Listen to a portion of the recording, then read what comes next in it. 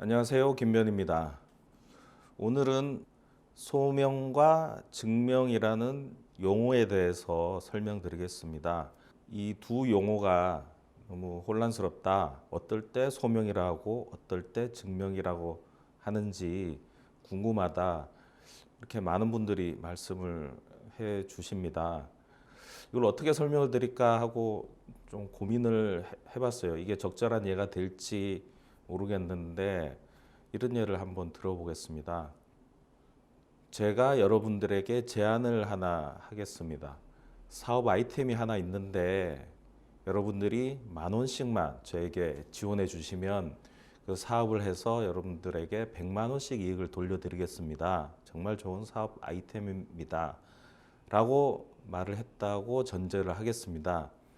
그러면 여러분 중에 누군가 이렇게 말씀하실 분이 있으실 겁니다.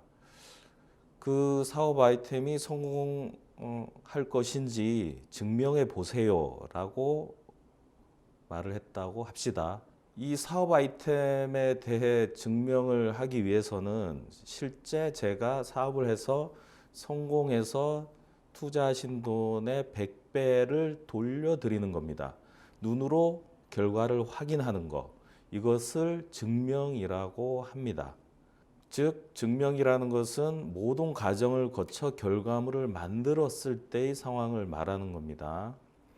그런데 문제가 있죠. 저 증명을 하라고 하시면 사업을 시작해야 되는데 사업을 하기 위해서는 또 돈이 필요하고, 그러니까 돈을 일단 투입하시면 제가 증명하겠습니다. 아니, 증명하면 돈을 주겠습니다. 이게 반복될 수가 있겠죠. 이때 누군가 제가 투자를 할지 결정할 수 있게 사업 내용을 설명해 보세요라고 했다고 칩시다. 한번 브리핑해 보세요. 그러면 저는 사업의 내용과 왜 사업성이 있는지, 현금 흐름은 어떻게 되는지, 수익 구조는 어떻게 되는지에 대해서 여러 자료를 가지고 설명을 드리겠죠. 설명을 드리면 여러분 중에 어떤 분은 이건 제가 투자를 하겠습니다 또 하는 분이 있을 수 있고, 저걸 들어봐도 나는 투자하지 않을 거야. 이거는 위험해, 불안해, 사업성이 없어. 이렇게 하실 수도 있겠죠. 증명은 어차피 할 수 없지만 사업을 투자하기 위해서 어떤 결정할 수 있는 정도의 어떤 절차는 거칠 수는 있는 겁니다. 즉, 아직 증명되진 않는 상태에서 후속 절차를 진행할 가치가 있는지 판단하기 위한 최소한의 근거를 보이는 것, 이것이 소명에 비유될 수가 있습니다. 소송으로 돌아와서 민사 절차도 유사하지만 이해를 위해서 형사 절차에 국한해서 설명을 드리겠습니다. 형사 절차에서 유죄의 증명은 엄청나게 엄격한 절차를 거친 결과물에 대해서만 쓰는 용어입니다. 함부로 증명이라는 용어를 쓸 수가 없게 돼 있어요. 일단 헌법과 법률이 정한 절차에 따라 구성된 수사기관이 그 절차에 따라 수사한 결과물이 일단 있어야 되고, 근거가 있어야 되고, 이것을 근거로 또 헌법과 법률이 정한 소추기관, 지금은 검찰이 되겠습니다. 이 소추기관이 공소제기 절차에 따라서 법원에 공소를 제기해야 되고, 헌법과 법률이 정한 절차에 따라 구성된 법원에서 엄격한 절차와 순서, 절차에 따라 현출되고 인정된 증거를 바탕으로 법관이 어떤 사실을 인정했을 때, 그때 그 사실이 증명되었다고 표현합니다.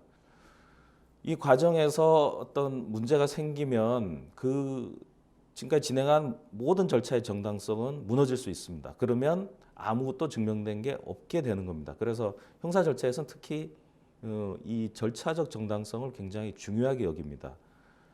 이러한 정식 재판 절차를 거치지 않은 상태에서는 그 어떤 사실, 특히 범죄 사실은 증명된 것이 아닙니다. 따라서 그 반대급부로 법적으로는 무죄 추정이 되는 겁니다. 유죄가 증명되기 전에는 무죄다. 그 증명이란 단어 전과 후가 이렇게 다른 겁니다. 따라서 유죄가 증명되기 전에는 그 어떤 기본권도 제한할 수가 없게 됩니다. 자, 여기서 의문이 드실 겁니다.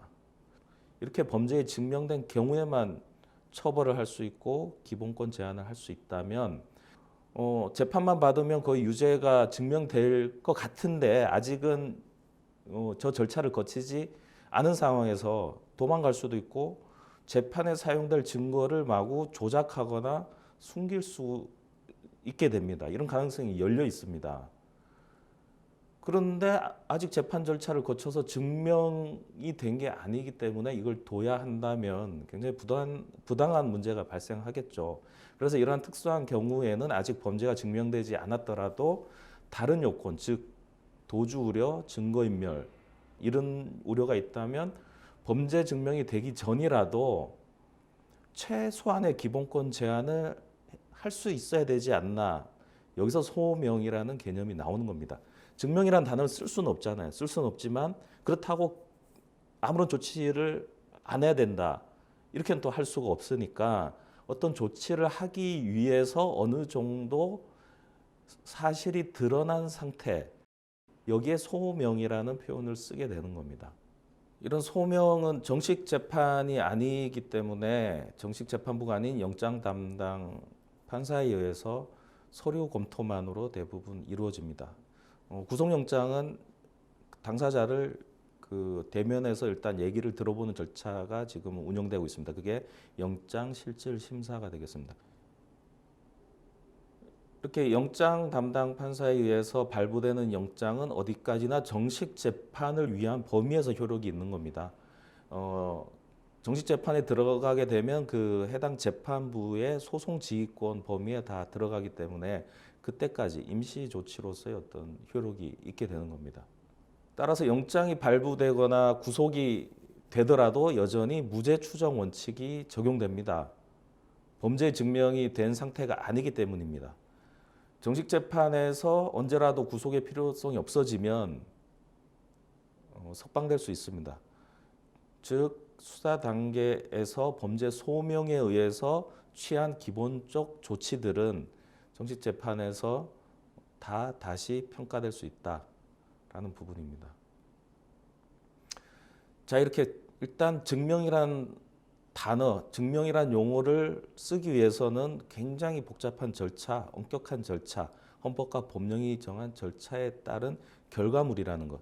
그렇지만 그 절차를 가기 전에 그 절차 밖에서 해야 될 어떤 조치들을 하기 위해서 최소한 범죄 성립의 개연성 정도는 근거가 있어야 된다. 이때 사용하는 범죄 성립의 개연성이 보인다라는 의미로 사용되는 게 소명이 되겠습니다. 민사 절차의 예를 한번 들어보면 민사 절차도 마찬가지로 민사 재판에서 증거 조사를 거쳐서 나온 결과물에 대해서만 그 사실이 증명되었다고 합니다. 그런데 이제 본안 재판을 하기 전에 가압류 가처분 같은 보존 처분을 하잖아요. 본안 재판이 몇 개월씩 이어지면 그 사이에 재산을 빼돌릴 수도 있으니까 나중에 승소 판결을 받더라도 집행할 재산이 없을 수 있습니다. 그래서 재판 전에 가압류나 가처분을 해두는데 이때는 아직 본안 재판을 하기 전이니까 그 사실이 그러니까 주장 사실이 증명됐다고 볼 수는 없거든요. 그렇다고 해서 법원이 아무것도 조치를 취하지 않으면 재산이 사라질 수도 있으니까 본안 재판 할 때까지. 그래서 일단 이걸 묶어두자라는 절차가 이제 가압류 가처분 합쳐서 보존 처분이라고 하는데 이 가압류 가처분을 하기 위해서 어떤 자료들을 제출을 하면 이때 이걸 보니까 본안을 할 이유가 있구나라는 정도가 되면 이걸 소명됐다고 표현하는 겁니다. 이것도 마찬가지로 정식재판 가기 전에 다른 조치를 하는 단계에서 이 사실들이 어느 정도 드러났느냐라는 의미로 소명이라는 표현을 쓰는 겁니다. 나중에 본안재판에서 결과가 달라질 수 있어요. 당연히. 달라질 수 있습니다. 이거는 임시 조치가 필요한지를 보기 위해서 그 정도의 선에서 어떤 개연성을 보는 겁니다.